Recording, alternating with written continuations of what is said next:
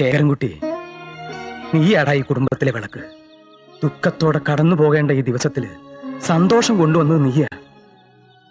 നീ പ്രേമേന്ദ്രനെ കണ്ടിട്ടില്ല എന്നുള്ളത് എനിക്കറിയാം.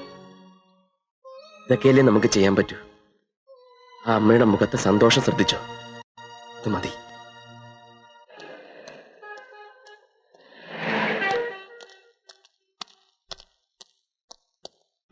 മിസ്റ്റർ പ്രേമേന്ദ്രൻ, ഇത് പതിവ് പ്രോഗ്രാം ആണോ അതോ കുറ്റബോധം കൊണ്ടാണോ? എനിക്ക് അല്പം സംസാരിക്കാനുണ്ട്. വരൂ. സമ്മതിച്ചു തന്നിരിക്കുന്നു. തന്നെ ഇത്രയും കഠിന ഹൃദയനാക്കാൻ സഹായിച്ച തന്റെ ഭാര്യയും അമ്മായിയമ്മയും. ഒരു കാര്യം ഓർത്തോ, അമ്മയോളം വരില്ല അമ്മായിയമ്മ. അമ്മയുടെ പിറന്നാളെങ്കിലും ഓർമ്മിച്ചെത്തുമെന്ന് കരുതി തനിക്ക് വേണ്ടി കാത്തിരിക്കായിരുന്നു തന്റെ അമ്മ. 100 വർഷം തപസ്സിരുന്നാലും അതുപോലെ ഒരു അമ്മയെ തനിക്ക് കിട്ടില്ല.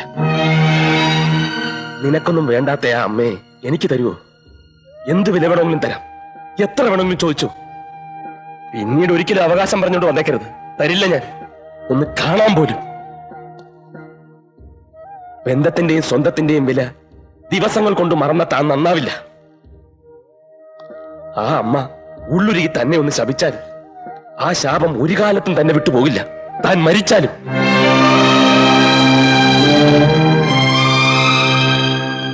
എനിക്കറിയാം തന്റെ അമ്മയ്ക്ക് അങ്ങനെ ശപിക്കാൻ കഴിയില്ലെന്ന്, അല്ലേ? ആ മനസ്സ് മുഴുവൻ സ്നേഹമാണോ, മക്കളോടുള്ള സ്നേഹം. ഒന്നോർത്തോ, അച്ചി വീട്ടിൽ ഇങ്ങനെ പുറത്താൽ ഒരു പട്ടിയുടെ വില പോലും ഉണ്ടാവില്ലെന്ന്.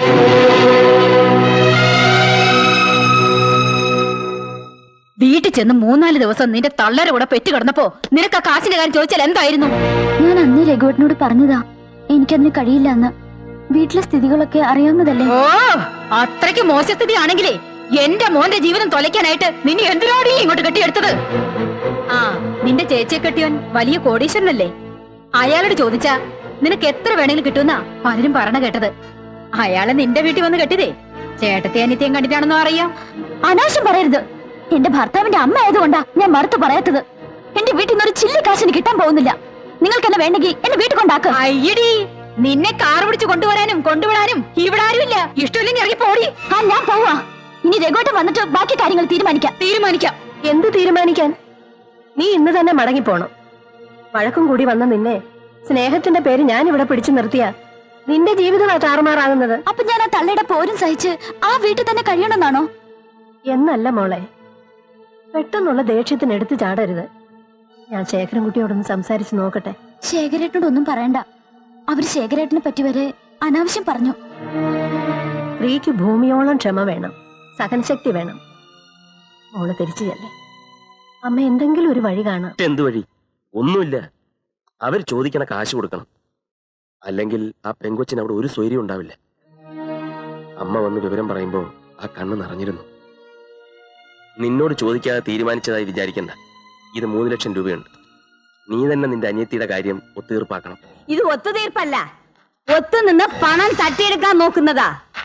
ഞാൻ അന്നേ പറഞ്ഞില്ലേ ഇങ്ങനെയൊക്കെ സംഭവിക്കുന്ന.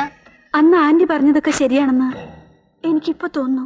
ഇപ്പോഴും തോന്നലേ ഉള്ളൂ, വിശ്വാസമായില്ല അല്ലേ? പ്രഭാവതി രൂപയെന്ന് ആർക്കും കൊടുക്കണ്ട. ശേഖരൻകുട്ടി ചോദിച്ചാലേ കൊടുത്തു പറഞ്ഞാൽ മതി. കുട്ടിക്ക് നല്ലതിന് വേണ്ടിയാ ഞാൻ പറയുന്നത്. ശേഖരൻകുട്ടിയുടെ കാര്യത്തിലെ പ്രഭ കുറച്ചുകൂടെ പ്രാക്ടിക്കൽ ആവണം. എന്റെ മോള് രേണുവിനെ കണ്ട് പഠിക്കണം. നാട്ടുകാരും വീട്ടുകാരും ഒക്കെ പറയും പ്രേമേന്ദ്രൻ ഭാര്യയുടെയും ഭാര്യയുടെ വീട്ടുകാരുടെയും കൺട്രോളിലാണെന്ന്. ശരിയാ, ഒരു പരിധി വരെ. അതുകൊണ്ട് എന്താ, അവർക്കൊരു ലൈഫ് ഉണ്ടായി. ഇല്ലെങ്കിൽ സ്റ്റുഡിയോയിൽ നടത്തി ആ വീട്ടുകാരുടെ പിന്നാലെ അവൻ നടന്നേനെ. കൂടുതൽ സംസാരിച്ചിരിക്കാൻ എനിക്ക് സമയമില്ല. എന്റെ മോൻ മോഹന്റെ കല്യാണം ഉറപ്പിച്ചു. ഒരു കോടീശ്വരിയെ തന്നെയാ അവന് ഞാൻ ആലോചിച്ചിരിക്കുന്നത്. ക്ഷണിക്കാനായിട്ട് ഞാൻ അങ്ങോട്ട് വരുന്നുണ്ട്. അപ്പോ ഡീറ്റെയിൽ ആയിട്ട് സംസാരിക്കാം. പിന്നെ പണം കയ്യിൽ വെച്ച് കളയണ്ട, എന്നെ ഏൽപ്പിച്ചാ മതി. 1 വർഷം കൊണ്ട് ഡബിൾ ആക്കി ഞാൻ തിരിച്ചു തരാം. എന്തിനാ പ്രേമന്റെ കാര്യങ്ങളൊക്കെ ഫോണിലൂടെ പറയുന്നത്? അവൾ അത് അറിഞ്ഞ് പ്രവർത്തിക്കട്ടെടി. പ്രേമേന്ദ്രനെ ഇവിടെ കൂട്ടിലിട്ടതുപോലെ വളർത്തിയെടുക്കുന്നത് നമ്മുടെ മിടുക്ക. ഇന്ന് അവൻ അമ്മയില്ല, ബന്ധുക്കളില്ല. എല്ലാരെയും തെറ്റിപ്പിരിച്ചെടുക്കാൻ ഞാൻ എന്ത് പാടുപെട്ടെന്നറിയാമോ? അതിരിക്കട്ടെ, പ്രേമന്റെ വീട്ടുകാരെ ക്ഷണിക്കണ്ടമ്മേ. ആ ദരിദ്രവാസികൾ വരണ്ട. വന്നാലേ വീണ്ടും പ്രേമേന്ദ്രന്റെ മനസ്സ് മാറിയാലോ. വേണമെങ്കിലേ അവന്റെ മൂത്ത പെങ്ങളുടെ വീട്ടിലേക്ക് ഒരു ക്ഷണക്കത്ത് അയച്ചേക്ക്. വന്നാ വരട്ടെ. ഹ, നമ്മള് മനഃപൂർവ്വം വിളിക്കാതിരിക്കുകയാണെന്ന് ഇതോടെ ടീച്ചർക്ക് മനസ്സിലാവും.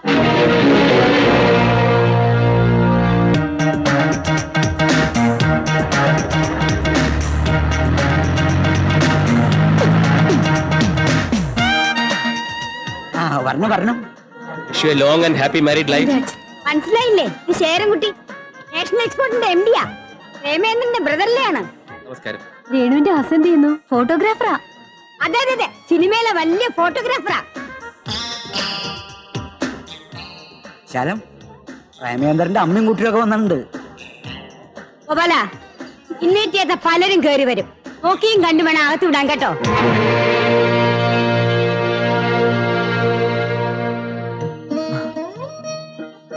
പൊള്ളിച്ച് പറഞ്ഞാണെന്ന് മനസ്സിലായില്ലേ? എന്തിനാ അമ്മ ക്ഷണിക്കാതെ വന്നത്? നിങ്ങളെ പ്രേമേന്ദ്രനെ വിളിച്ചു. ഞങ്ങളുടെ അടുത്ത് ക്ഷണക്കത്തും കിട്ടിയിരുന്നു.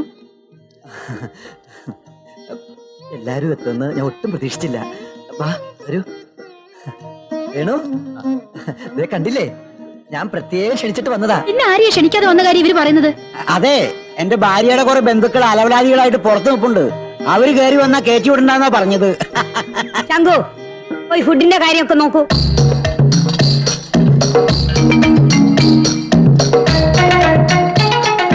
ഇത് കണ്ടിട്ട് എനിക്ക് മണ്ണിരേ ഓർമ്മ വരുന്നു. എനിക്ക് ഞാഞ്ഞൂല് പോലെ ഇരിക്കുന്നത്. ഇതിന്റെ പേരെന്താ? കൊള്ളാം. മുത്തശ്ശേരി വന്നേ. അവസാനം കഴിച്ചാ മതി, വെറുതെ ആളുകളെ കൊണ്ട് അതും ഇതും പറയിപ്പിക്കാൻ.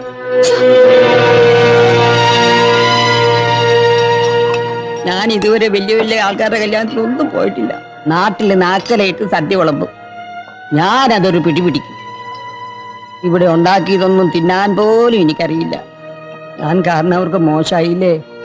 എന്റെ മുത്തശ്ശ, ഇവിടുന്നൊക്കെ ഭക്ഷണം കഴിക്കുന്നതിന് മുമ്പ് 2 എണ്ണം വീശണം. അപ്പൊ ഒരല്പം തൊലിക്കട്ടി കിട്ടും. ഞാനും കൂടാ. ദാ പിടിച്ചേ.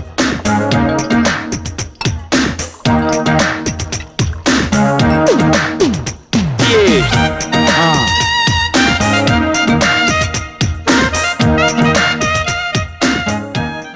Ladies and gentlemen, I am Sherankutty, managing director of national exports. കൂടുതൽ എന്ത് പറയാനാ, ഞാൻ 2 എണ്ണം വീശിയിട്ടുണ്ട്. ക്ഷമിക്കണം.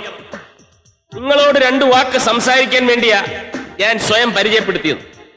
ഇവിടെ പ്രേമേന്ദ്രന്റെ അമ്മായിയമ്മ, ഓ എന്താ അവരുടെ പേര്, ഒരു വല്ലാത്ത വിശാലാക്ഷി. വിശാലാക്ഷി. വിശാലാക്ഷി. വിശാലം, മിസ്സസ് വിശാലം. ഓ മിസ്സസ് വിശാലം.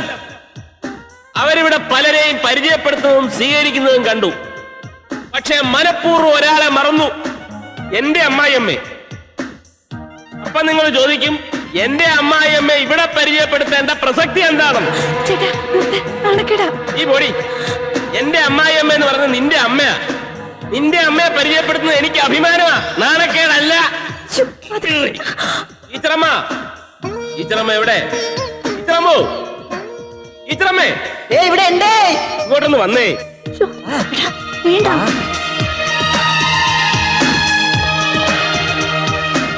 കേരളത്തിലെ ഏറ്റവും നല്ല മാതൃകാ അധ്യാപികയ്ക്കുള്ള ഗോൾഡ് മെഡൽ കരസ്ഥമാക്കിയ മഹത് വ്യക്തിയാ ഈ നിൽക്കുന്ന ശാരദ ടീച്ചർ.